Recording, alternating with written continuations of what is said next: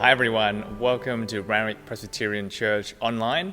My name is Kevin, I'm one of the ministers here at this church, and it's really great that you could join us online and you could connect with us in this way.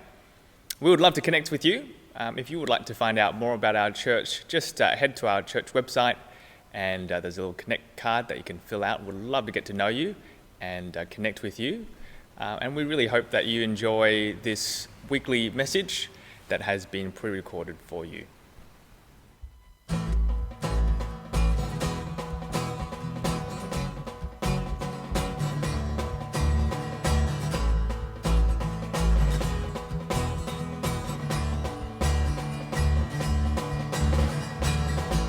Blessed be your name, on the land that is plentiful, where your streams of abundance flow.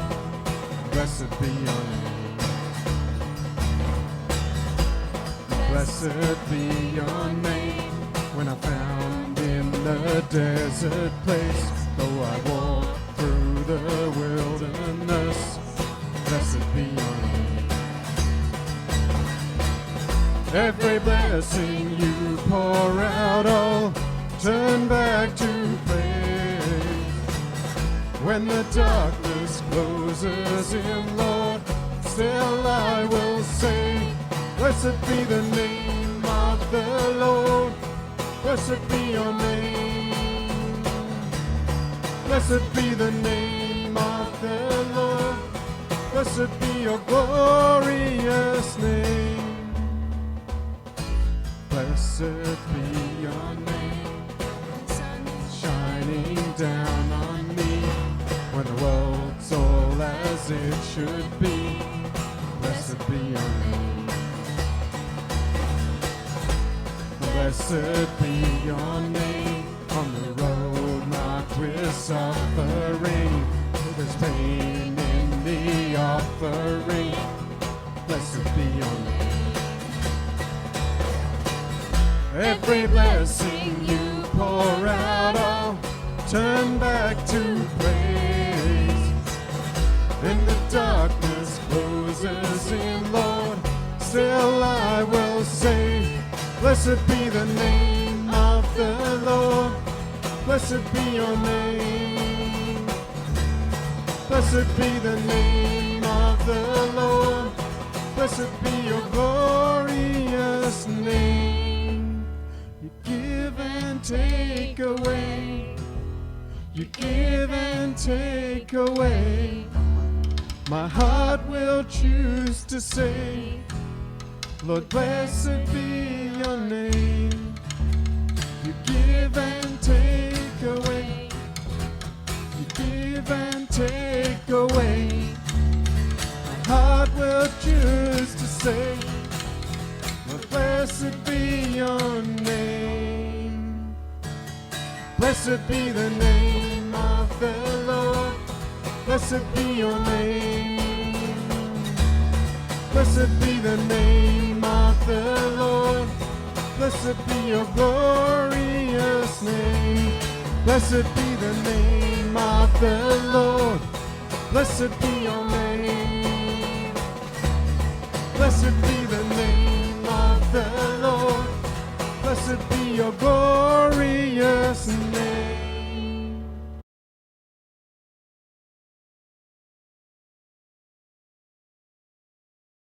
Well, welcome along to RPC, and thanks for being here with us. Thanks for joining us. This week we're actually starting a new mini sermon series on the book of Habakkuk. And if you don't know much about the book of Habakkuk, well, it's a small book, but it's a really important book with lots of relevant and potent answers and big answers to that question of what is God doing in a world that is full of injustice and suffering. So we're going to dig in and delve into the book of Habakkuk, and it's great that you could join us this morning. I want to kick off by reading the first two chapters of the book of Habakkuk. The prophecy that Habakkuk the prophet received. How long, Lord, must I call for help, but you do not listen? or cry out to you violence, but you do not save? Why do you make me look at injustice? Why do you tolerate wrongdoing? Destruction and violence are before me. There is strife and conflict abounds. Therefore, the law is paralyzed, and justice never prevails. The wicked hem in the righteous, so that justice is perverted. Look at the nations and watch, and be utterly amazed. For I am going to do something in your days that you would not believe, even if you were told. I am raising up the Babylonians, that ruthless and impetuous people, who sweep across the whole earth to seize dwellings not their own. They are feared and dreaded people. They are a law to themselves and promote their own honor. Their horses are swifter than leopards, fiercer than wolves at dusk. Their cavalry gallops headlong. Their horsemen come from afar. They fly like an eagle swooping to devour. They all come intent on violence. Their hordes advance like a desert wind and gathers prisoners like sand. They mock kings and scoff at rulers. They laugh at all fortified cities. By building earthen ramps, they capture them. Then they sweep past like the wind and go on, guilty people whose own strength is their God. Lord, are you not from everlasting? My God, my Holy One, will you never die? You, Lord, have appointed them to execute judgment. You, my rock, have ordained them to punish. Your eyes are too pure to look on evil. You cannot tolerate wrongdoing. Why then do you tolerate the treacherous? Why are you silent while the wicked swallow up those more righteous than themselves? You have made people like the fish in the sea, like the sea creatures that have no ruler.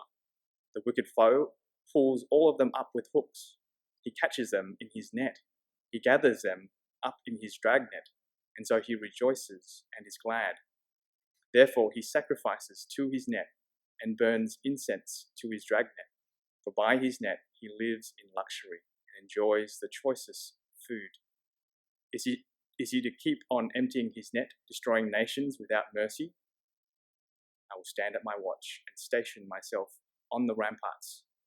I will look to see what he will say to me and what answer I am to give to this complaint. Then the Lord replied, write down the revelation and make it plain on tablets so that a herald may run with it. For the revelation awaits an appointed time. It speaks of the end and will not prove false. Though it linger, wait for it. It will certainly come and will not delay. See, the enemy is puffed up. His desires are not upright, but the righteous person will live by his faithfulness. Indeed, wine betrays him. He is arrogant and never at rest, because he is as greedy as the grave, and like death, is never satisfied. He gathers to himself all the nations and takes captive all the peoples.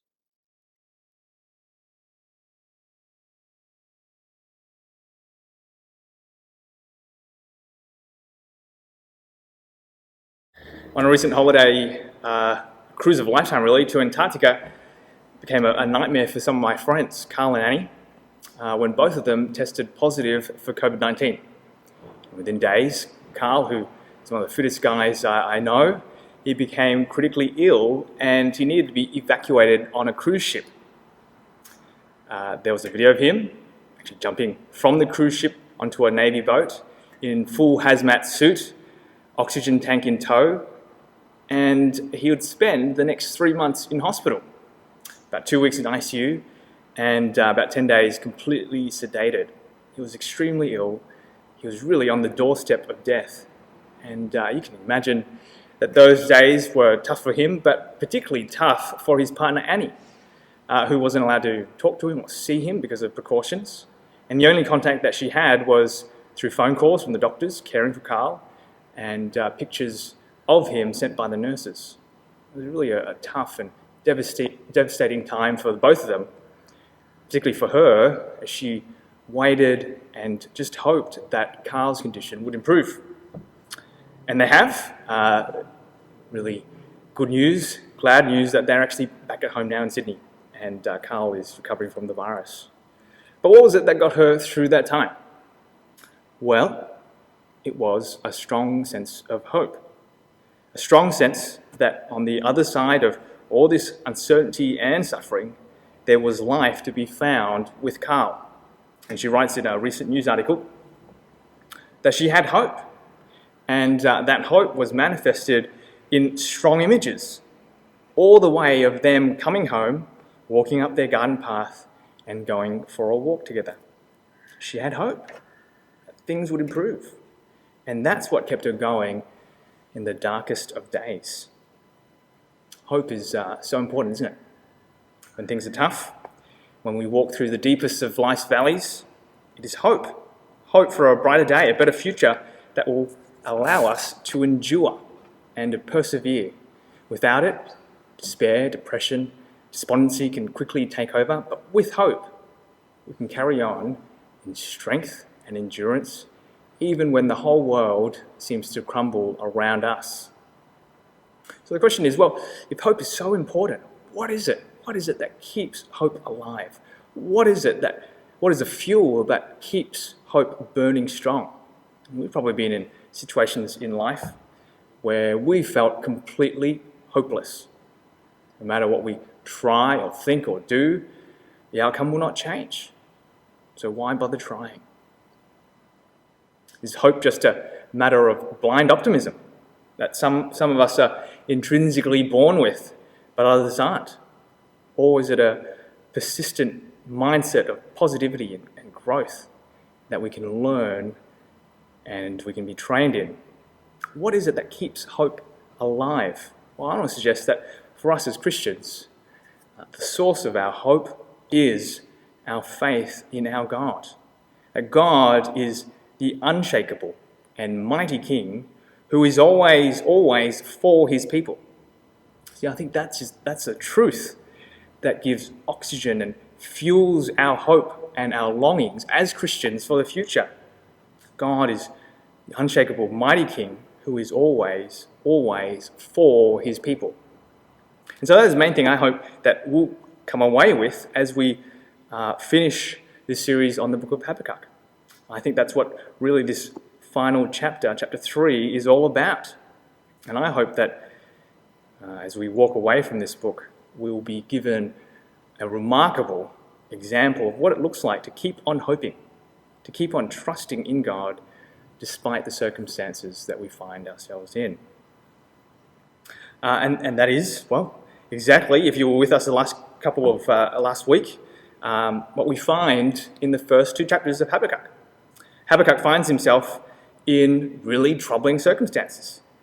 He's troubled and disturbed by his conversation with God, where it's revealed to him that God will judge his people for their disobedience to him, and God will accomplish this through raising up the Babylonians.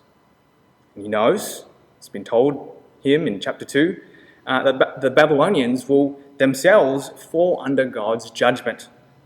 But this will happen some 70 years later. In the meantime, God's people will have to live by faith, trusting that God will one day come good on his promises to them. And so in chapter 3, this is Habakkuk's final response to God. And interestingly, it's written in the form of a song. And a big part of the song, in fact, the first 3 stanzas of the song, from verses 2 to 16, are all about God, all about how mighty and unshakable God is, that he is a king who is always for his people. And I think that this final chapter, this song is sort of like a compilation album, of the greatest hits of God through the ages in his dealings with his people.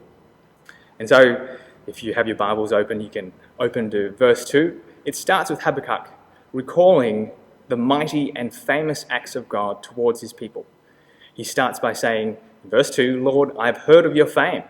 I stand in awe of your deeds. Lord, repeat them in our day. In our time, make them known. In wrath, remember mercy.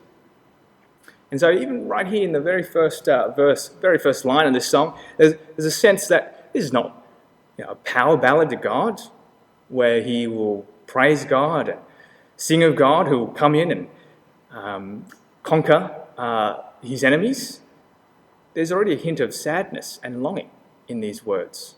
He says, repeat these awesome deeds in our day. And it's as if Habakkuk, he longs for a better time when God's dealings with his people was not as complicated.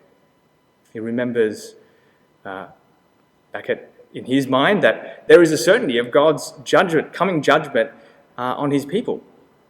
And so perhaps there's even a hint of Habakkuk bargaining, petitioning God for a return to a simpler time when God undeniably acted powerfully for his people. And so I think what this demonstrates is that petitioning and bargaining with God can be part of a faithful response to God in times of suffering.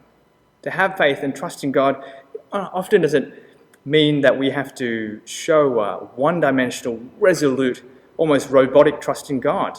You know, in these 3 chapters of Habakkuk, we see a faithful Habakkuk protest. He laments, he questions, and now he almost bargains with God. We've seen Habakkuk express a range of emotions. He questions God with a line of questioning that resembles anger. He's disbelief and horrified when he hears the answer God gives. Later on, we'll see him respond with anxiety and fear. And I think his response models to us response of Christian lamenting, which are what so many of the Psalms are about. Laments. They're laments. Rather than expressions of faithlessness, they can be expressions of faithfulness to God. One author writes that laments, they're prayers in pain that leads to trust, that it is a pathway to praise when life gets hard, that helps us to deepen our confidence in God's grace. Laments involve turning God in prayer, bringing to him our complaints, asking boldly of him, and then choosing and resolving to trust and praise him, whatever comes our way. To lament is to petition God boldly, just as Jesus did in the Garden of Gethsemane, where he prayed, Father, if it is possible, take this cup from me, if only the cross, but to conclude, as Jesus does, your will be done, not mine. And so that's how Habakkuk begins his song, and he continues in verses 3 to 6. And in these verses, it seems to be that Habakkuk has in mind the Exodus, a time when God's power and his mighty acts for his people were undeniable and were clear for everyone to see. In verse 3, he pictures God coming up from Teman and from Mount Paran. These were places in the south of Palestine where God's people crossed on their way out of Egypt into the Promised Land. And it is God who marches before them as a mighty trailblazer preparing their path. And in these verses we find further descriptions of God's power and his majesty. There's rays of power flashing across his hands. There's plague and pestilence going before him, a reference perhaps to the 10 plagues that God struck the Egyptians with in order to deliver his people. And in verse 6, it pictures God descending on the earth and the whole world shaking in response. Perhaps Habakkuk had in mind when Israel encamped around Mount Sinai and God himself descended on the mountain. We read about it in Exodus chapter 19, verses 18 to 19. I'll read it to us. It says, Mount Sinai was covered with smoke because the Lord descended on it in fire. The smoke billowed up from it like smoke from a furnace, and the whole mountain trembled violently. At the sound of the trumpet, as the sound of the trumpet grew louder and louder, Moses spoke, and the voice of God answered him. See, for Habakkuk, this period of Israel's history must have been literally and figuratively a mountaintop experience. For his people to see firsthand God himself go out as the mighty divine warrior, fighting his people's battles for them. And as a result, the enemies of God's people tremble. Verse 7. The nations of Cushan and Midian are mentioned. These are 2 nations that stood against God's people in the book of Judges. You might remember it was Gideon who defeated the Midianites. and as a result delivered God's people. And so these enemies of God's people, they tremble and they shake at the sight of God's awesome power. And this is what we see more of in the rest of Habakkuk's song. God as the mighty warrior fighting for his people. In verse 8, God is described as riding his horse and his chariot to victory, to the salvation of his people. In verse 9-11, God himself, he wages the weapons of war. He carries a bow and an arrow and a divine flashing spear in verse 11. But it's revealed that these weapons are in fact elements of the natural world, of the created world. The rivers, waters, the waves, even the sun and moon, all under his supreme control and employed for the purposes of redeeming and saving his people from their enemies. All of nature is shown to be at his disposal, and he utilizes all of his power and all of his might for his redeeming purposes. And this is, of course, the reason why God will go out to fight. He fights not firstly to destroy and judge those who are wicked, but firstly to fight to save his people, to fight against those who would subjugate and oppress his people. And we see this in verse 13. It says, "You came out to deliver your people, to save your anointed one." Now, the second part of that verse, which reads, "to save your anointed one," could also be read as "to save by your anointed one." In other words, the anointed, this of course refers to the Christ, the chosen king in David's line. He is the instrument that God uses to deliver his people. And we'll come back to this a bit more later on.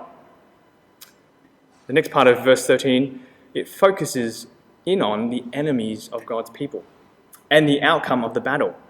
What is described as a complete defeat of the enemies of God's people.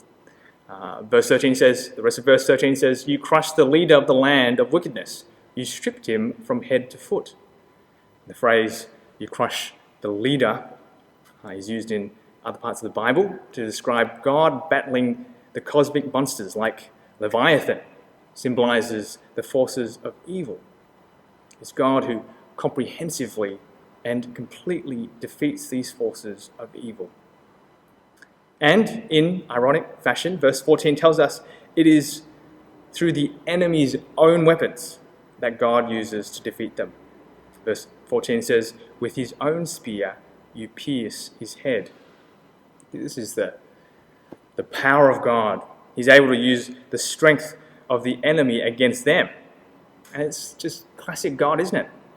It's how God deals with Haman in the book of Esther, who constructs his own gallows for the godly Mordecai, only for it to be used for him instead, and he's hung on it.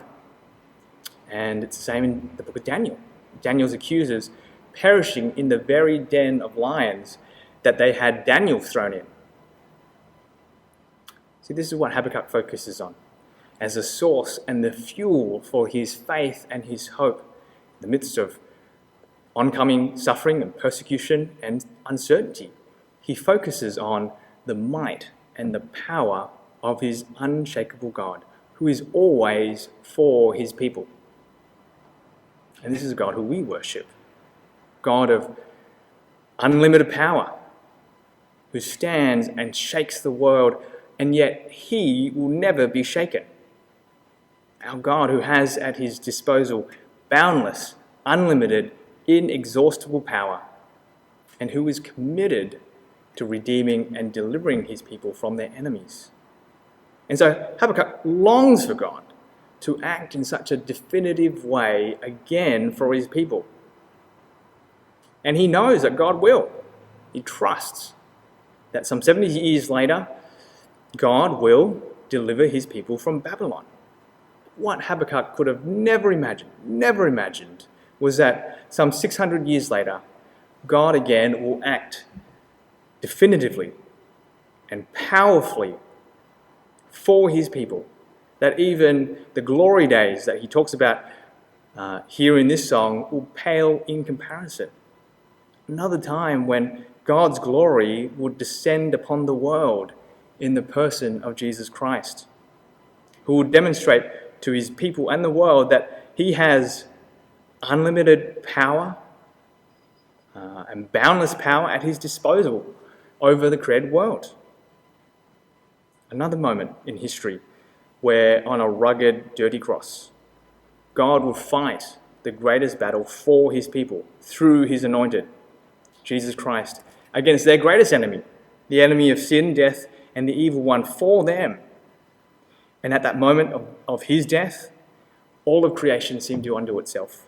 The land became dark, the earth shook, rocks were split, because that great enemy of God's people, sin and death and the evil one who held that over them, was finally and completely defeated. For his people, both of the Old Testament and New Testament. See, what the cross and the resurrection shows us is that not only did God not spare to use every power at his disposal to save his people, but he did not even spare his own son for us. That is how great God's love is for his people. That is how much God is for us. And so, what shall we draw from this? Well, it must be as Paul does, as Paul writes to the Roman church, who themselves are about to face a period of great persecution and suffering. He writes in Romans chapter 8, "If God is for us, who can be against us? He who did not spare his own son, but gave him up for us all, how will he not also, along with him, graciously give us all things?" The God that we worship, the God that we follow, is a God of the impossible. He's a God who is unshakable. He is God who has demonstrated his great power and his love for us by giving to us his own son on the cross. Isn't that a God worth hoping in? A God worth trusting in? Even when the world around us seems to crumble. Because he won't fail you. He has promised that. And so that is how this wonderful book ends. Habakkuk in verse 16, he accepts the reality that God's judgment is coming on him and on God's people. It doesn't sit easy with him. In fact, it is greatly disturbing to him. He writes, his heart pounds, his lips quiver, his legs knock away at just the thought of what is coming. He is greatly shaken. And yet, he says, he accepts and waits patiently for what is to come. And he'll wait patiently on God's judgment, not just on them, but on those who will come to judge God's people. Because the God that he trusts is a God who can never be shaken. So right there at the end of Habakkuk, in verses 7 to 19, it ends with a wonderful and rich, but a costly prayer. A prayer where Habakkuk resolves to trust and to hope in God. He writes, "Though the fig tree does not bud, and there are no grapes in the vines, though the olive crop fails, and the fields produce no food, though there are no sheep in the pen, no cattle in the stores, yet I will rejoice in the Lord, and I will be joyful in God." Habakkuk paints a picture of total destruction around him, total desolation. And this will become a reality in his lifetime. His home will be ravaged by war, there will be scarcity across the land, and yet even in these circumstances, Habakkuk will rejoice. He will continue to have hope, because his hope and his joy are in the Lord, the unshakable, faithful one who is always for his people. And so he demonstrates to us that hope and joy can be ours irrespective of our circumstances. See, his hope and his joy was never dependent on what was happening around him. And just like the Apostle Paul, who writes in the book of Philippians, Habakkuk has learned to be content whatever the circumstances, whether in need or in plenty, because his trust, his joy, his hope is not on his circumstances, but on the Lord. Hope and joy can always be ours when they are focused on the unshakable faith of God. He's always for his people. So, Let us resolve to always trust and treasure our God, regardless of what circumstances we find ourselves in. And to long to sing with Habakkuk the final verses of his song, where he writes and sings, "Yet I will rejoice in the Lord. I will be joyful in God, my Saviour. The sovereign Lord is my strength. He makes my feet like the feet of a deer. He enables me to tread on the heights." Amen.